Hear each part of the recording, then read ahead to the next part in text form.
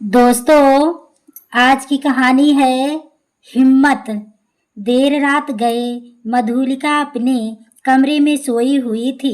तभी जेठानी की चीखने की आवाज से उसकी नींद टूटी। उसके जेठ जी की गरजती हुई आवाज आई, अरे एक थप्पड़ से मन नहीं भरा क्या, और कुटाई चाहिए क्या। यह आवाज सुनकर मधुलिका स्तब्ध सी रह गई।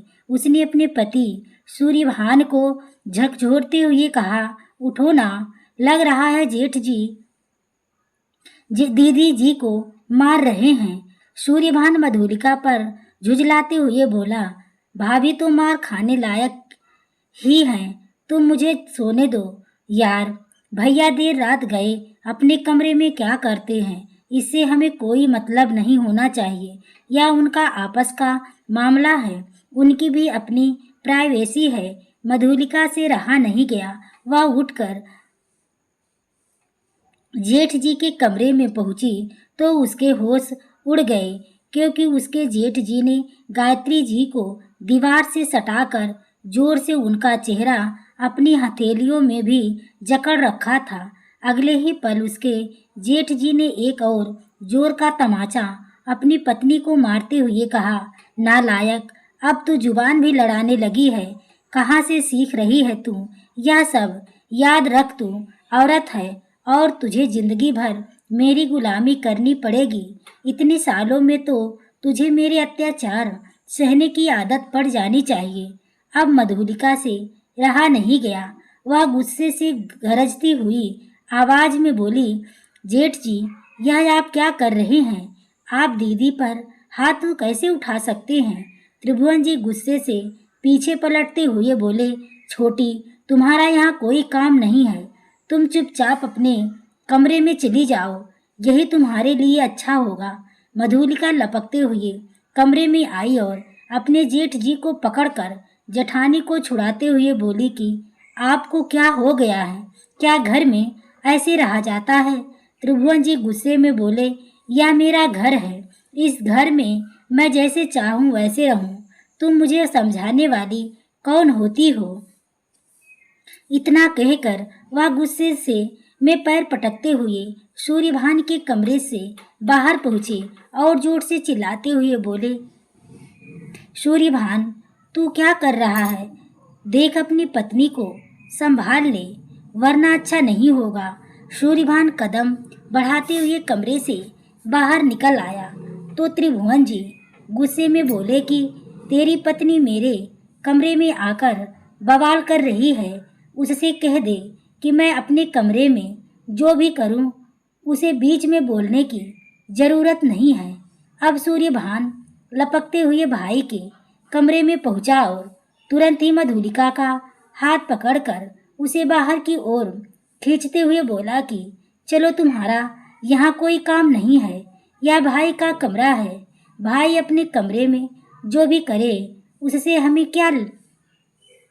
मधुलिका का उसका हाथ झटक कर गुस्से में बोली, तुम्हें अपनी भाभी की हालत देखकर कुछ समझ में आ रहा है या नहीं। बात चाहे जो भी हो, इस तरह अपनी पत्नी पर हाथ उठाना ठीक नहीं होता। अब सूर्यभान से रहा नहीं गया। वह मधुलिका को जबरदस्ती खींचते हुए बाहर लेकर आया और उसे एक जोरदार का तमाचा मारते हुए बोला कि भाई जी अच्छा करते हैं जो भाभी को मारते हैं। अगर औरतों को मार पीट कर काबू में ना रखो तो वह ऐसा ही बदतमीज हो जाती हैं। हमारी शादी को 7 महीने हो चुके हैं और तुम्हें अभी तक यह समझ में नहीं आया कि यह घर भाई जी का है और वह अपनी मर्जी के मालिक है। आगे से भाई जी कुछ भी करे, तुम्हें भाई के मामले में कुछ बोलने की जरूरत नहीं है। उधर गायत्री जी अपने कमरे के भीतर अलग ही रोए जा रही थी। बाहर से थप्पड़ की आवाज आने पर वह दौड़कर बाहर आई तो उन्होंने देखा कि मधुलिका अपना गाल पकड़कर फर्श पर बैठी हुई है। उनका दिल धक से रह गया और वह सोचने लगी कि यह क्या हो गया। मेरा देवर भी भाई की राह पर ही चल पड़ा। वह अपना दुख भूलकर सूर्यभान के सामने आकर खड़ी हुई और गुस्से में गरजती हुई बोली कि तुमने मधुलिका पर हाथ उठाने की हिम्मत की, कैसे की। सूर्यभान गुस्से में बोला कि तुम औरतों को मार खाने की आदत होनी चाहिए। बिना मार खाए तुम लोगों को बात समझ में आती ही नहीं। गायत्री जी ने क्रोध में कांपते हुए और जोर से सूर्यभान को एक चाटा मारते हुए कहा, नालायक, क्या मैं इसी दिन के लिए तेरी परवरिश की थी? अचानक से पड़े थप्पड़ से सूर्यभान भौचक्का रह गया। उसे उम्मीद नहीं थी कि उसकी भाभी उस पर हाथ भी उठा सकती है। तभी त्रिभुवन जी मधुलिका के पास आए और कहने लगे, तुमने मेरे भाई को थप्पड़ क्यों मारा? गायत्री जी गुस्से में बोली, या तुम लोगों ने तब से क्या लगा रखा है कि औरतें केवल मार खाने के लायक ही होती हैं? अरे, मार खाने वाले काम तो तुम लोग कर रहे हो। सच में शायद गलती मेरी ही है। अगर मैंने गलत का विरोध किया होता तो आज शायद मेरा देवर भी भाई के अवगुणों की परछाई ना बनता। त्रिभुवन जी गुस्से में दांत पीसते हुए बोले, रुक, अभी तुझे सबक सिखाता हूँ। तभी गायत्री जी ने भागकर कोने में रखा हुआ पोछा वाला डंडा उठा लिया और गुस्से से गुर्राते हुए बोली, खबरदार, जो मेरी ओर कदम भी बढ़ाया।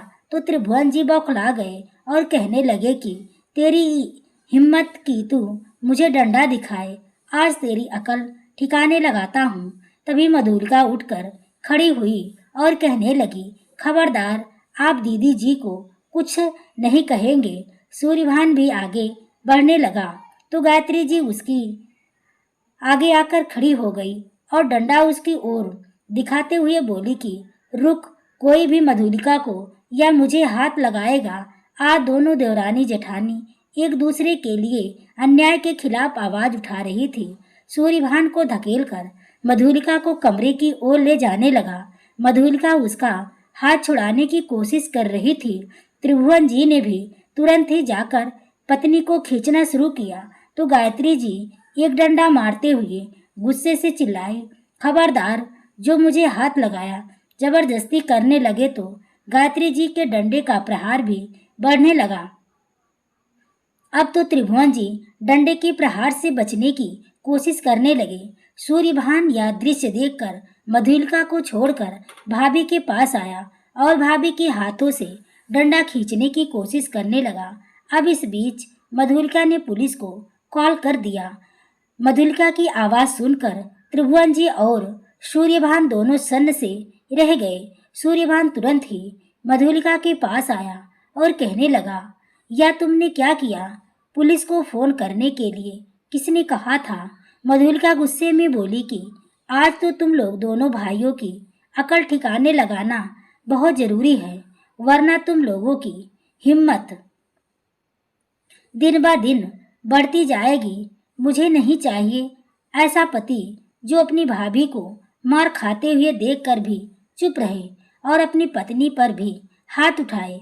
अगर तुम्हारे भाई जी भाभी के साथ मार पिटाई कर रहे थे तो तुम्हें उनका विरोध करना चाहिए था, या उनके नक्शे कदम पर चलते हुए मुझ पर हाथ उठाना चाहिए था।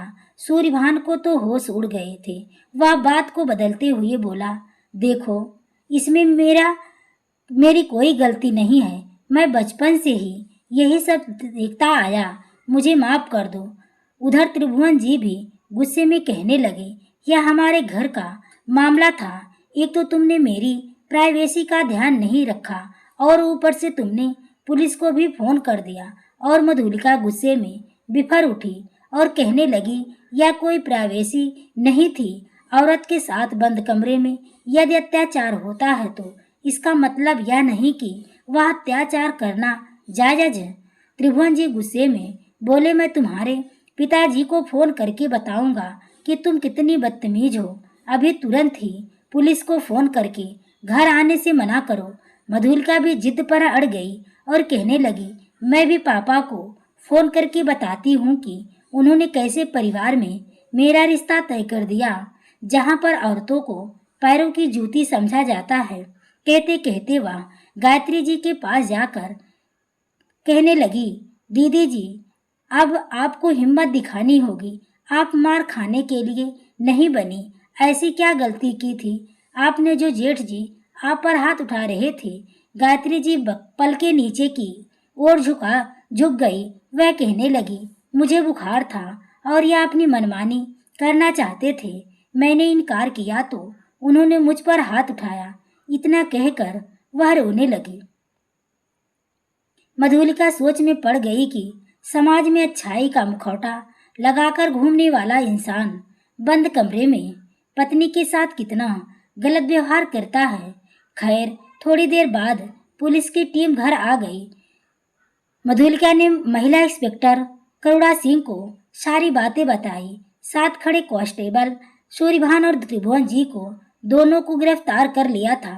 दोनों भाई एक साथ ही जेल की सलाखों के पीछे जाने वाले थे, क्योंकि दोनों ही गलत रास्ते पर चल रहे थे। जब मोहल्ले में सबको पता चला कि त्रिभुवन जी बंद कमरे में पत्नी के ऊपर हाथ उठाते थे, तो सब लोग उन्हें घृणा भरी नजरों से देखने लगे। त्रिभुवन जी किसी से नजर ही नहीं मिला पा रहे थे। उधर सूर्यभान भी हक्का बक्का सा था। वह सोचने लगा, भाई तो सालों से भाभी पर हाथ उठा रहे थे, लेकिन मैं तो पहली बार भी ही हाथ उठाया भी, फिर भी मैं जेल जा रहा हूँ। वह अपना सर नोच रहा था। इतने में कहीं से सूर्यभान की बुआ जी को पता चला कि आज उनके दोनों भतीजे जेल में हैं। बुआ मन ही मन सोच रही थी, आज तो क्या बहुत दिनों से यह बड़ी बहू पर अत्याचार कर रहा था। मन ही मन सोच रही थी, सही हो रहा है, लेकिन कहीं ना कहीं बदनामी के डर से उन्होंने अपने दोनों भतीजे की जमानत करवाई और कसम दिलाई कि आज के बाद अपनी पत्नी पर हाथ उठाने की कोशिश भी मत करना।